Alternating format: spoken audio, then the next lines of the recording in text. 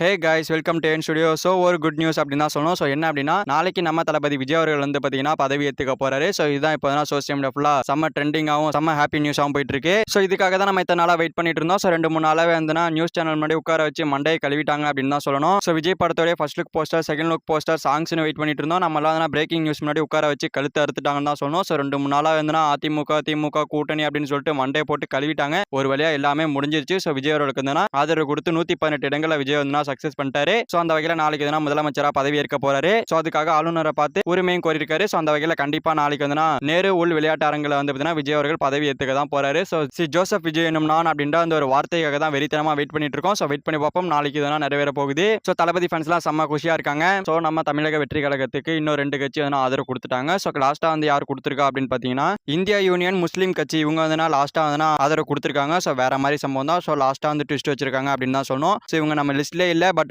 ஆதரவு கொடுத்திருக்காங்க. சோ வேற மாதிரி தான். சோ கிட்டத்தட்ட விஜய் அவர்கள்ட்ட 107 இடங்கள் இருந்துச்சு. அதோட சேர்ந்து காங்கிரஸ் 5 அதுக்கு அப்புறமா சிபிஐ பாத்தீங்கன்னா 2, சிபிஎம் பாத்தீங்கன்னா 2, அதுக்கு அப்புறமா இந்து முஸ்லீம் கட்சி இவங்க பாத்தீங்கன்னா 2, ஆக மொத்தம் 118 இடங்கள் நிரப்பியாச்சு. சோ ஒரு வேலையா வந்தாச்சு. அண்ட் இன்னும் விசிகா வந்து சேரல. சோ அவங்க எப்ப சேருவாங்க அப்படின்றே தெரியல. சோ நைட்டுக்குள்ள சேர்ந்துட்டாங்க அப்படின்னா 120 இடங்கள் நமக்கு கிடைச்சிடும். சோ 120 இடங்களோட விஜய் அவர்கள் முதலமைச்சரா பதவி ஏத்துக்க போறாரு. சோ கண்டிப்பா ஒரு மாஸ் மூமெண்ட் தான் தளபதி ஃபேன்ஸ்க்குலாம். ஏன்னா ரொம்ப நாள் வெயிட் பண்ணிட்டு இருக்காங்க. சோ அந்த வகையில நாளைக்கு ஒரு தாறுமாறான சம்பவமா இருக்க போகுது.